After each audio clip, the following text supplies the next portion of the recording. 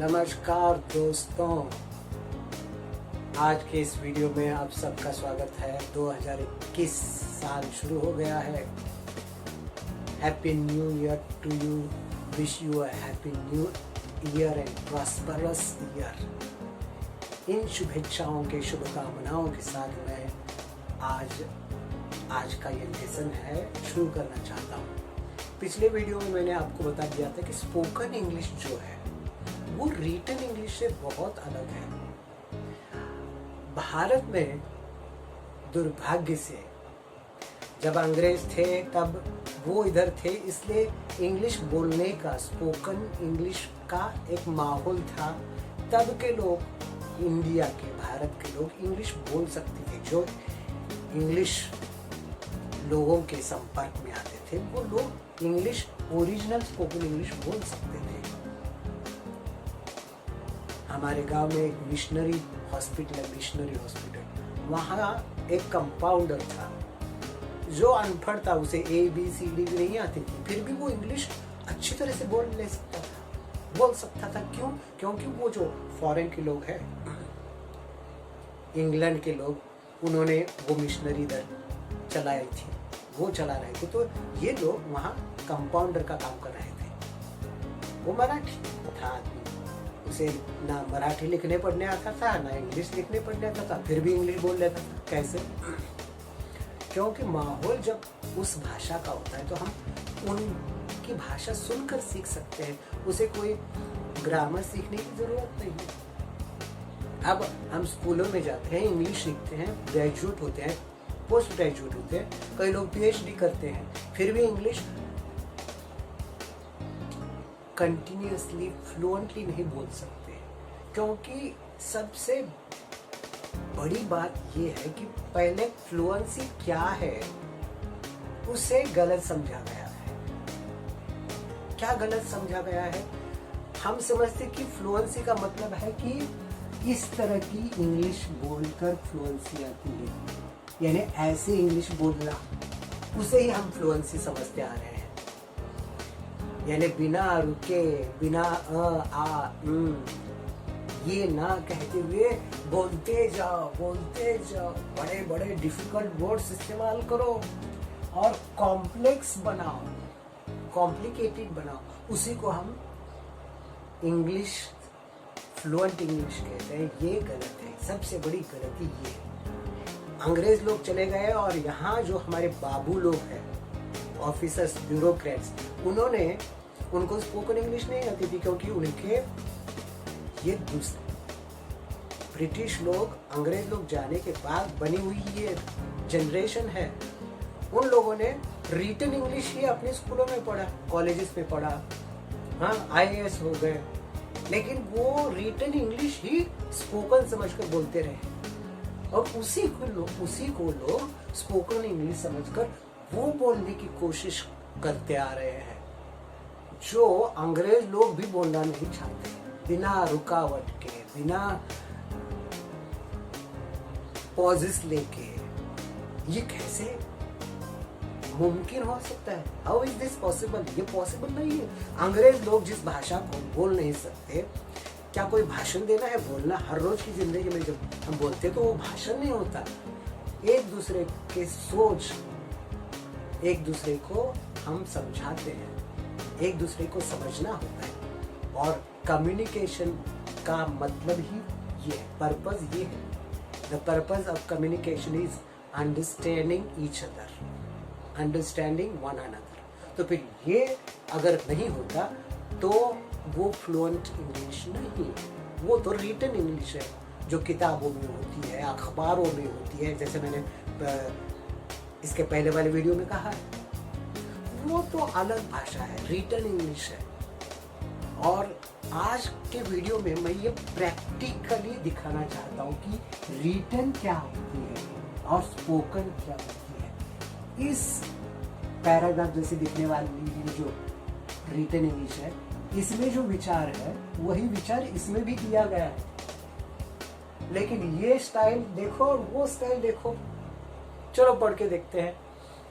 Being an introvert, I dislike attending ceremonies which make me a slightly frightened, which too is the reason why I do not possess a great number of friends, which means I have very few friends.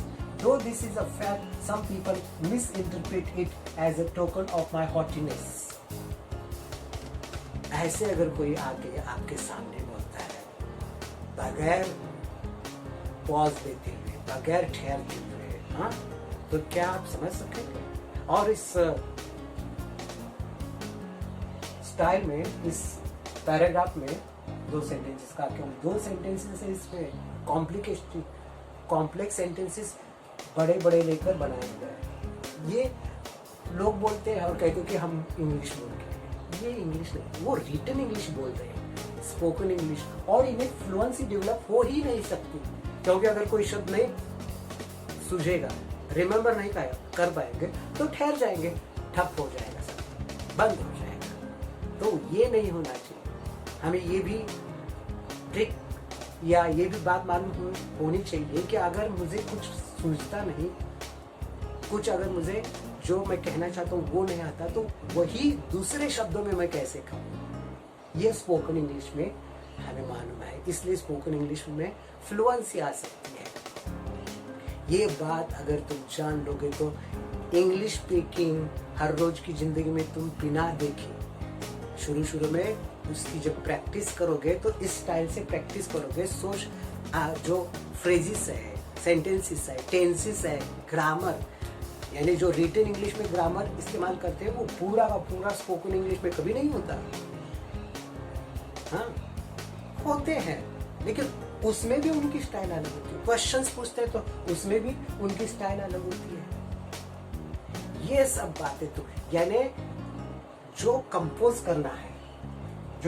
करना है speech तुम्हारा बोलना, उसे loosely compose करते हैं ताकि वो बोलने में आसान हो। या तो फिर साउंड वर्ड्स और लेटर्स इस्तेमाल करते हैं, जैसे वेल, यू नो, पिछले वीडियो में भी मैंने यही बताया, वेल, यू नो, ये केवल इनके मतलब नहीं है, ये केवल साउंड्स है। इन साउंड्स को हम जब कहेंगे तो आगे क्या कहना है उसके लिए हमें वक्त मिलेगा, इसलिए ये साउंड्स इस्तेमाल करते हैं। जैसे साउंड लेटर्स मैंने कहा, ये ई आर आर का मतलब गले से आवाज निकलती है। ये सब हम क्यों इस्तेमाल करते हैं? क्योंकि हम जो कहने वाले हैं वो हमें याद आए। थिंकिंग और स्पीकिंग एक ही साथ कर रहे हैं और वक्त इतना नहीं है कि जो मैं कहना चाहता हूँ वो मुझे अचानक याद आए ना। इसीलिए ये जो फीचर्स है, pauses, short pauses, long pauses और वर्ड साउंड्स, लेटर साउंड्स, या तो फिर शॉर्ट फ्रेजेस है। शॉर्ट फ्रेजेस का मतलब है थोड़े शब्दों में क्लियरली, ताकि कहने में आसान हो, ऐसे फ्रेजेस इस्तेमाल करते हैं। आइडिया यूनिट्स इन्हीं को कहते हैं। तो ये सब इस्तेमाल करके हम बोलना आसान बनाते हैं। इसलिए spoken English is easier than written English. मैं अपने एक्सपीरियंस के साथ कह सकता हूँ। एक समय था मैं इस तरह की इंग्लिश बोलने की कोशिश करता था, जैसे न्यूज़पेपर में, तो पूरा का पूरा बिना 1 मिनट या 15 सेकंड या 10 सेकंड भी मैं नहीं ठहरता था। मुझे डर होता था कि कहीं मैं भूल जाऊं और मैं क्या कह रहा हूँ, इसी तरफ मेरा ध्यान होता था। I used to just give attention to what I am saying, not how I am saying. यानी कैसे कह रहा हूँ इस तरफ मुझे मेरा ध्यान ही नहीं जाता था, क्योंकि उतना वक्त ही नहीं होता था। मुझे ये मेरे मन में बैठा था कि मैं अगर इस तरह से मेरे विचार बोल दूँ तो लोग कहेंगे कि हाँ, इसे अच्छी इंग्लिश आती है, फ्लुएंट इंग्लिश। ये फ्लुएंट इंग्लिश नहीं है, ये रिटन इंग्लिश है। फ्लुएंट इंग्लिश ये उसका नमूना है। अगर ये विचार आप इसमें पढ़ेंगे तो समझ में आएगा कि यही है, ये आसानी से बताया गया है। Well, I am 2 bar I am, ये रिपीटेशन ऑफ वर्ड्स कहते हैं। वो स्पोकन इंग्लिश का कैरेक्टरिस्टिक है। उसे सूझ नहीं रहा है इसलिए आप 2 बार कह रहा है क्योंकि उसे इंग्लिश नहीं आती, ऐसी कोई बात नहीं। वो ये कहता है, और ये इंग्लिश जो ओरिजिनल लोग हैं, जिन्हें नेटिव स्पीकर्स कहते हैं, वो भी इसी तरह से बोलते हैं। आप सुन लीजिए, आप गूगल पे सर्च कीजिए, हाउ नेटिव स्पीकर स्पीक या videos of native speakers English अगर आप लिख देंगे तो वो वीडियोस भी आप देख सकते हैं।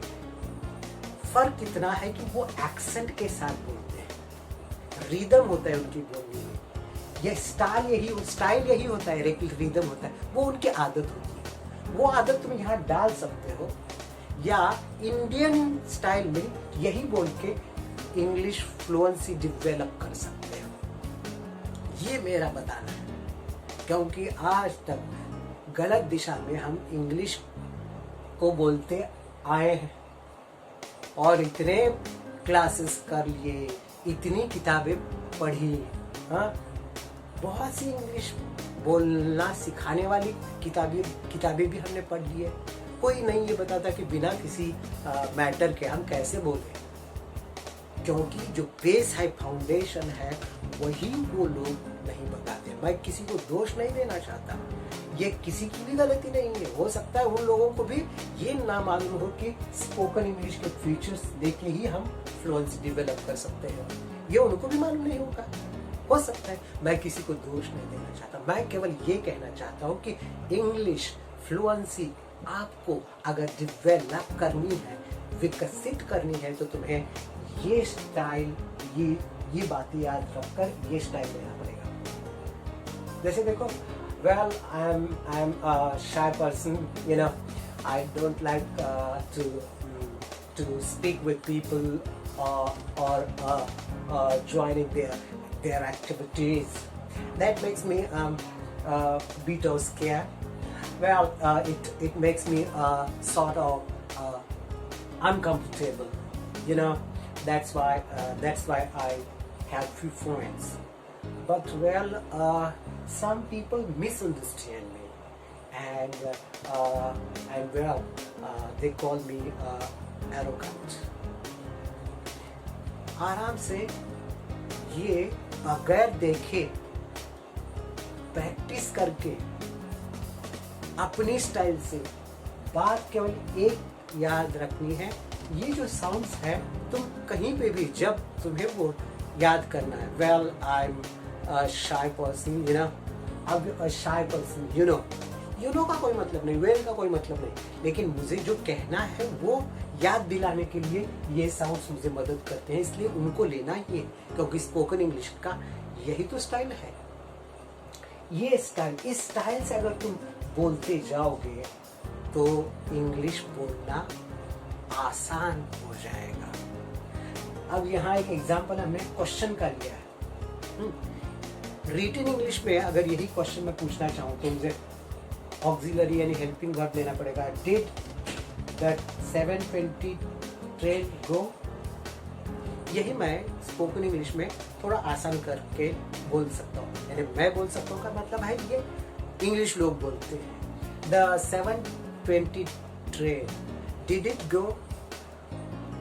वही सवाल, लेकिन थोड़ा आसान बना के पूछा गया है। ऐसी बहुत सी बातें हम हर रोज की स्पोकन इंग्लिश में अगर सीख के उनकी प्रैक्टिस करेंगे तो डेवलपमेंट ऑफ फ्लुएंसी, जिसे फ्लुएंसी की डेवलपमेंट कह सकते हैं, तुम्हें वो प्राप्त होगी ही।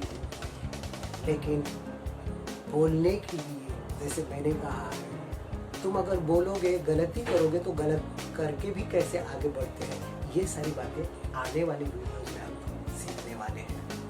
लेकिन अब भी तुम इंग्लिश बोल सकते हो, बोलते रहो, गलतियां करो, चलेगा।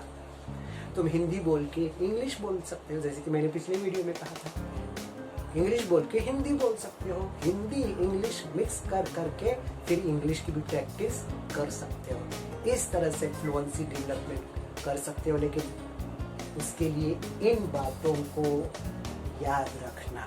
ये बातें प्लस तुम्हारी हर रोज की थोड़ी थोड़ी प्रैक्टिस तुम्हें इंग्लिश में फ्लुएंसी दिला सकती है, गारंटी के साथ। आज के लिए बस इतना ही काफ़ी है। Good bye, thank you, take care.